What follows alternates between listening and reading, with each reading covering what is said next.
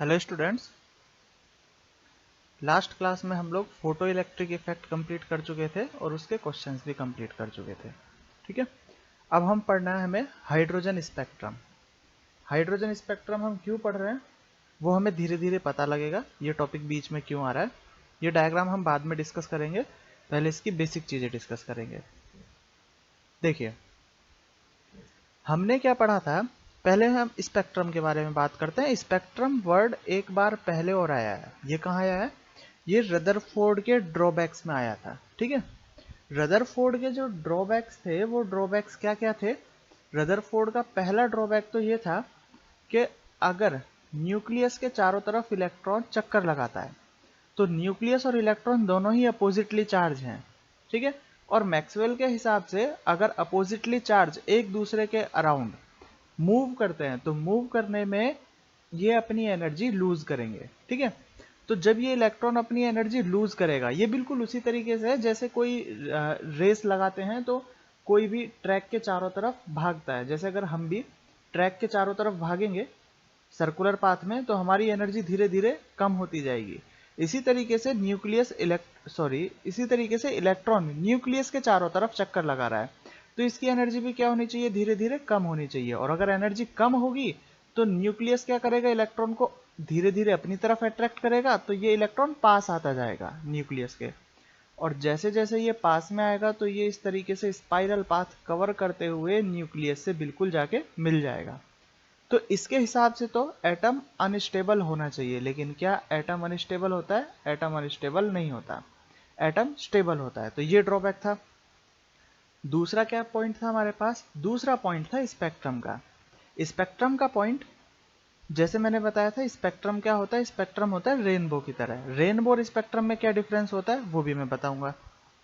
देखो क्या होता है, जैसे प्रिज्म है हमारे पास, अगर प्रिज्म में से किसी भी एनर्जी को या लाइट को पास किया जाए तो ये इसे 7 कलर्स में स्प्लिट कर देती है। अलग अलग 7 कलर में क्या करेगी? स्प्लिट करेगी। ये स्क्रीन लगी हुई है तो ये जो पार्ट है ये हमारे पास 7 कलर दिखाई देंगे। इसी को हम क्या बोलेंगे? स्पेक्ट्रम या रेनबो हम इसे बोलेंगे। ठीक है, तो इस तरीके से फॉर्म होगा।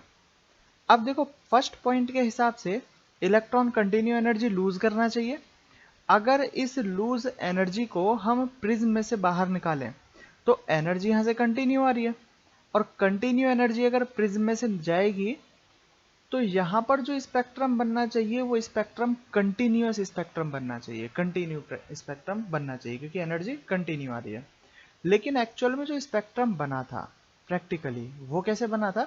हाइड्रोजन के लिए जब स्पेक्ट्रम बनाया गया तो वो लाइन स्पेक्ट्रम बना था। लाइन स्पेक्ट्रम मतलब यहां पर स्पेक्ट्रम बना, एक लाइन आई, उसके बाद यहां तक कुछ नहीं आया, उसके बाद फिर एक दो लाइन यहां पर आई, उसके बाद यहां कुछ नहीं आया, उसके बाद फिर एक दो लाइन यहां पर आई, फिर आगे कुछ नहीं आया। तो ये जो स्पेक्ट्रम था ये डिसकंटिन्यूअस स्पेक्ट्रम था। मतलब यहां बना फिर रुक गया, फिर यहां बना फिर रुक गया, फिर यहां बना फिर रुक गया। ठीक है, तो इसका मतलब हम ऐसा बोल सकते हैं कि यहां से जो इलेक्ट्रॉन एनर्जी लूज कर रहा है वो कंटिन्यू लूज नहीं कर रहा, वो रुक रुक के एनर्जी लूज कर रहा है। रुक रुक के एनर्जी लूज करने का मतलब पहले एनर्जी लूज हुई, उसके बाद फिर नहीं हुई, फिर कुछ टाइम बाद फिर लूज हुई, फिर नहीं हुई, फिर कुछ टाइम बाद फिर लूज हुई, फिर नहीं हुई। ठीक है, तो ऐसे कौन से रीजंस थे ये रदरफोर्ड के मॉडल से समझ में नहीं आते। रदरफोर्ड का मॉडल सिंपल, पॉजिटिव इलेक्ट्रॉन और ये बस चक्कर लगाएगा, इसके आगे कुछ नहीं। रदरफोर्ड का मॉडल बस इतना ही है। ठीक है, तो अब देखो इसमें स्पेक्ट्रम के बारे में हम थोड़ा डिटेल में जाते हैं। स्पेक्ट्रम के बारे में हम डिटेल में इसलिए जा रहे हैं क्योंकि जितनी भी डिस्कवरी होती है एटॉमिक बेस पर वो स्पेक्ट्रल लाइन से ही डिस्कवरी होती है। एटम ऐसा तो नहीं है कि हम झांक के देख लें कि एटम की स्ट्रक्चर किस तरीके से। अगर ऐसा पॉसिबल होता कि हम एटम को देख लेते तो हमें इतने सारे एक्सपेरिमेंट करने की जरूरत नहीं होती। हम सीधा एटम की स्ट्रक्चर देखते और पेपर पर ड्रॉ कर देते कि ऐसा एटम होता है। तो ये जो एक्सपेरिमेंट किए जा रहे हैं ये धीरे धीरे एक्सपेरिमेंट हो रहे हैं और उनसे जो रिजल्ट सामने आ रहा है उन्हीं से हम धीरे धीरे आगे का मॉडल तैयार करते जा रहे हैं। ठीक है, तो अब हमारा जो एक एक्सपेरिमेंट था वो स्पेक्ट्रम से रिलेटेड था। वो क्या एक्सपेरिमेंट था? इसमें क्या किया गया, इसमें हाइड्रोजन स्पेक्ट्रम बनाया गया। हाइड्रोजन स्पेक्ट्रम किस तरीके से? हमने हाइड्रोजन गैस को एक ग्लास ट्यूब के अंदर फिल किया। ये ग्लास ट्यूब है, इसके अंदर हमने हाइड्रोजन गैस को फिल कर लिया। और इसमें से इलेक्ट्रिसिटी फ्लो कराई। जैसे ही इसमें से इलेक्ट्रिसिटी फ्लो होगी तो इलेक्ट्रिसिटी फ्लो होने से इन एटम के अंदर बहुत ज़्यादा एनर्जी आ जाएगी, और जब इनके अंदर एनर्जी आ जाएगी तो ये एनर्जी को वापस इमिट भी करेंगे, रिलीज भी करेंगे जो एनर्जी एब्जॉर्ब की है। और जो एनर्जी यहाँ से रिलीज हो रही है उस रिलीज एनर्जी को हमने प्रिज्म में से निकाल लिया, ठीक है। और जब इस एनर्जी को प्रिज्म में से निकाला गया तो प्रिज्म में से निकालने के बाद ये स्पेक्ट्रम बनाएगा जैसे मैंने बताया, ठीक है। तो स्पेक्ट्रम देखो किस तरीके से होता है। ये जो पार्ट है जिसके अंदर हमें 7 कलर्स दिखाई देते हैं जिसे हम रेनबो बोलते हैं, ये क्या पार्ट है हमारे पास, ये हमारे पास रेनबो जिसमें 7 कलर्स स्प्लिट होते हुए दिखाई देते हैं। लेकिन एक्चुअल में ऐसा नहीं होता कि जितना हमें दिखाई देता है सिर्फ उतना ही है, नहीं, एनर्जी तो यहाँ से भी स्प्लिट होती है। जब हाइड्रोजन से स्पेक्ट्रम बनाया गया तब पता चला कि एनर्जी सिर्फ इतनी नहीं है जितनी हमें दिखाई दे रही है, एनर्जी तो और भी आगे और नीचे तक जाती है, इसकी रेंज बहुत बड़ी है। लेकिन जो सिर्फ विजिबल वाला पार्ट है वो विजिबल वाला पार्ट सिर्फ इतना है जिसे हम क्या बोल देते हैं, रेनबो। और ये कंप्लीट पार्ट को बोला जाता है स्पेक्ट्रम। ये कंप्लीट पार्ट क्या है हमारे पास, स्पेक्ट्रम, ठीक है। तो समझ में आया होगा कि रेनबो और स्पेक्ट्रम में क्या डिफरेंस है। एक बार फिर क्लियर करता हूं। प्रिज्म में से जब भी लाइट को निकाला जाएगा तो ये लाइट स्प्लिट होगी बहुत बड़ी रेंज के अंदर, ठीक है। इस तरीके से ये अलग अलग वेवलेंथ में स्प्लिट हो गई। इसमें से सिर्फ एक कुछ पार्ट ऐसा है 7 कलर्स वाला जो हमें दिखाई देगा जिसे हम बोल देते हैं रेनबो, ठीक है। और कंप्लीट पार्ट जिसमें इंफ्रारेड लाइट भी होती है, यूवी लाइट भी होती है, सब टाइप की रेडिएशंस आती हैं। इन कंप्लीट रेडिएशन वाले पार्ट को हम क्या बोलेंगे, इसको बोलेंगे हम लोग स्पेक्ट्रम, ठीक है। तो यह है हमारे पास हाइड्रोजन स्पेक्ट्रम। हाइड्रोजन स्पेक्ट्रम के बारे में सबसे पहले जो रिजल्ट दिए थे वो रिजल्ट दिए थे बामर ने, ठीक है। अब बामर ने क्या रिजल्ट दिया, बामर ने जो रिजल्ट दिया उसने सबसे पहले विजिबल रेंज के बारे में ही रिजल्ट दिया। विजिबल रेंज के बारे में उसने ये बोला कि अगर मैं विजिबल रेंज की, जैसे मैंने बताया कि प्रिज्म से लाइट को निकालेंगे तो एक छोटे से पार्ट में ही विजिबल आएगा, बाकी का ऊपर और नीचे UV, ultraviolet and infrared reason आएगा। तो बामर ने बोला कि अगर इस विजिबल रेंज की वेवलेंथ निकाली जाए, कि इसमें जैसे विबग्योर होता है, पढ़ा होगा तुम लोगों ने, ये विबग्योर होता है, ठीक है।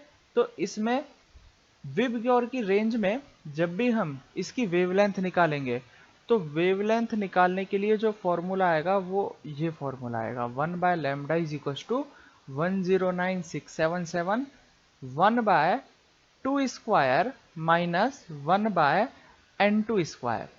n2 क्या है, n2 जहां से कोई भी इलेक्ट्रॉन सेकंड शेल पर जंप लगाता है उसे हम क्या बोलेंगे, n2 बोलेंगे, ठीक है।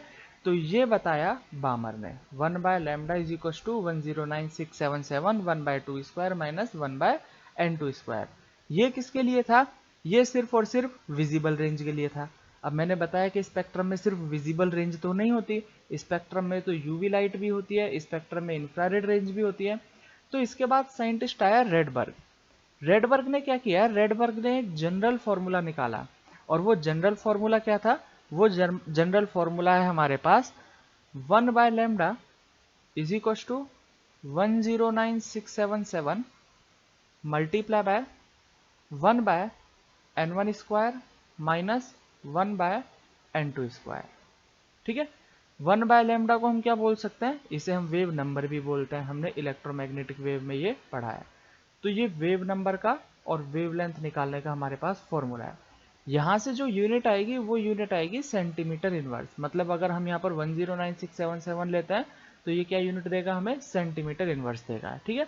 टर्म्स हमें पता है, लैम्डा क्या है, यहाँ पर लैम्डा है वेवलेंथ। 109677 को हम डिनोट करेंगे RH से, जिसे रेडबर्ग कांस्टेंट भी बोला जाता है। इसे क्या बोलेंगे हम लोग, रेडबर्ग कांस्टेंट, ठीक है। n1 एंड n2 क्या है, n1 एंड n2 है नंबर ऑफ ऑर्बिट जिसमें इलेक्ट्रॉन एक शेल से दूसरे शेल में जंप लगाता है, ठीक है। डिस्कस करेंगे इसे हम धीरे धीरे करके। तो समझ में आया होगा। सबसे पहले हमने क्या पढ़ा इसमें कि स्पेक्ट्रम क्या होता है। जब हमने हाइड्रोजन स्पेक्ट्रम के लिए पता लगाने तो हाइड्रोजन स्पेक्ट्रम के लिए सबसे पहले बताया था बामर ने। बामर ने किसके लिए बताया था हमें? सिर्फ विजिबल रेंज के लिए। विजिबल रेंज के लिए फॉर्मूला था 1/109677 मल्टीप्लाई बाय 1/2² माइनस 1/n2²। ठीक है। उसके बाद रेडबर्ग ने ये जनरल फॉर्मूला निकाल दिया, ये किसी भी ऑर्बिट के लिए हो सकता है। ठीक है। अब हम बात करते हैं इस डायग्राम के बारे में और इस फॉर्मूले के एप्लीकेशन के बारे में। ये हमारे पास एक डायग्राम है। अब ये लाइन स्पेक्ट्रम किस तरीके से होता है और कैसे काम करता है ये देखते हैं। देखो, एक्चुअल में N1 और N2 को इस तरीके से डिफाइन करेंगे हम लोग, जिससे एक बार में ही फॉर्मूला समझ में आ जाएगा। हमारे पास ये न्यूक्लियस है और न्यूक्लियस के अराउंड हमारे पास ये शेल्स हैं। ठीक है। ये शेल है हमारे पास अंदर वाला शेल, जिसे हम बोलेंगे N1, और ये शेल है हमारे पास बाहर वाला शेल, जिसे हम बोलेंगे N2। ठीक है।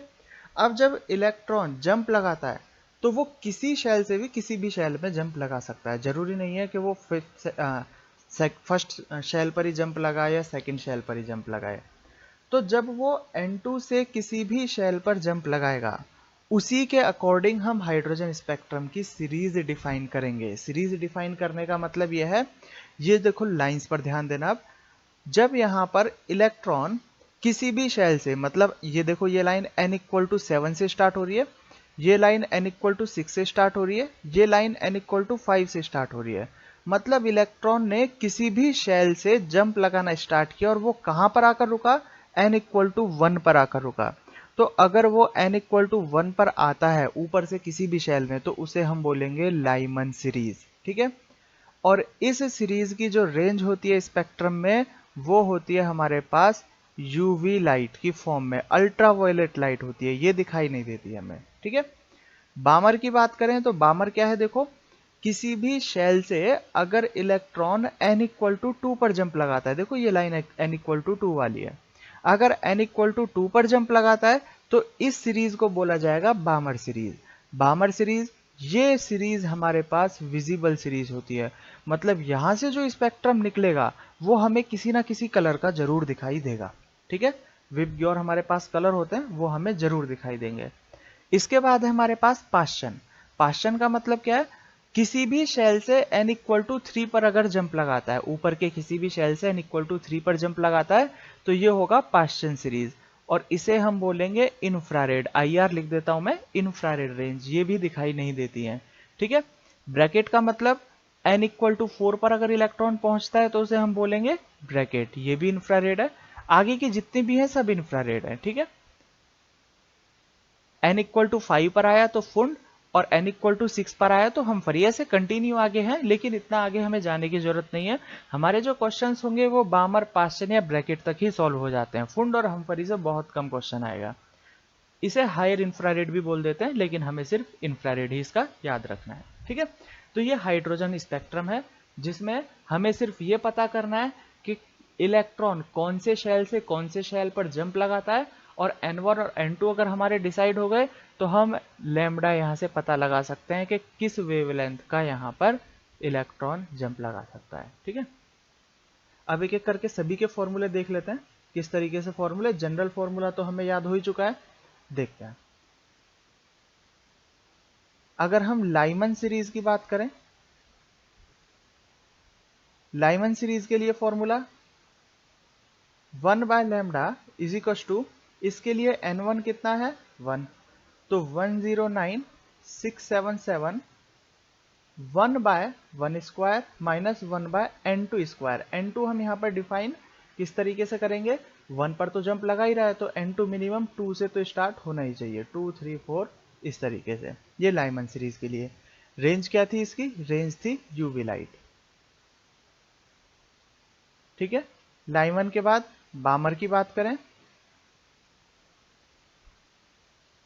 बामर हो जाएगा 1/λ is equal to 109677 1/2² minus 1/n2²। ठीक है। सेंटीमीटर इनवर्स तो यूनिट है ही। n1 क्या है यहाँ पर? 2, एंड n2 क्या होगा? n2 देखो 3 से स्टार्ट होगा मिनिमम, 3 4 5 कंटिन्यू आगे। इसी तरीके से पाश्चन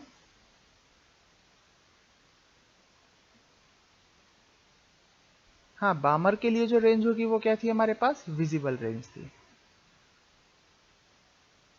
बामर सीरीज से अगर स्पेक्ट्रम बनता है तो वो हमें दिखाई देता है 1 by lambda 109677, 1 by 3 square minus 1 by n2 square centimetre inverse. n1 क्या है यहाँ पर 3 एंड n2 क्या हो जाएगा यहाँ पर 4 5 6 and continuously.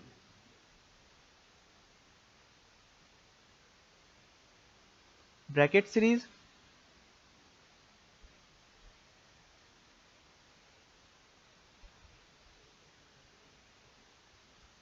1 by lambda 109677, 1 by 4 square minus 1 by n2 square centimetre inverse. ठीक है, n1 क्या है यहाँ पर 4, n2 क्या है 5 6 कंटिन्यूअसली।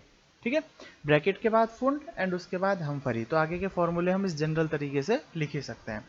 तो ये था हमारे पास हाइड्रोजन स्पेक्ट्रम, जितना हमारा जेईई एंड नीट के सिलेबस में है ये कंप्लीट आ चुका है इसके अंदर। ठीक है, इसके अलावा और कुछ भी एक्स्ट्रा नहीं है हाइड्रोजन स्पेक्ट्रम में, सिर्फ यही फॉर्मूला है और ये सीक्वेंस है। सीक्वेंस में हमें इन्हें ऐसे ही याद रखना पड़ेगा, N1 1 से स्टार्ट करना है हमें, 1 2 3 4 5 6 के लिए Lyman Balmer Paschen bracket Pfund and Humphrey, ये हमें सीक्वेंस में ही याद रखने होंगे। ठीक है, तो किसके N1 किसके लिए क्या होगा, ये एक बार अगर हमें याद हो जाए तो हम इसके क्वेश्चन बिल्कुल इजीली कर सकते हैं। अब हमारा जो नेक्स्ट फोकस होगा वो नेक्स्ट फोकस होगा हमारा इनके क्वेश्चंस पर।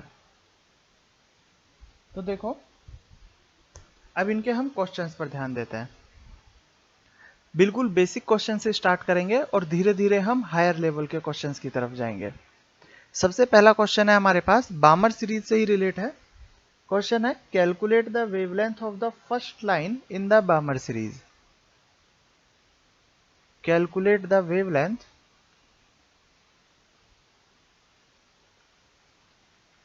in the first line of Balmer series।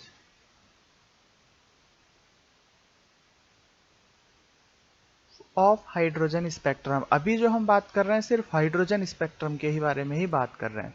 जब हम नील्स बोर का फॉर्मूला पढ़ेंगे तो उसके बाद हम अदर आयंस के बारे में भी बात करेंगे। ठीक है, यहाँ पर फोकस रखना है, सिर्फ ये हाइड्रोजन के बारे में ही बात चल रही है।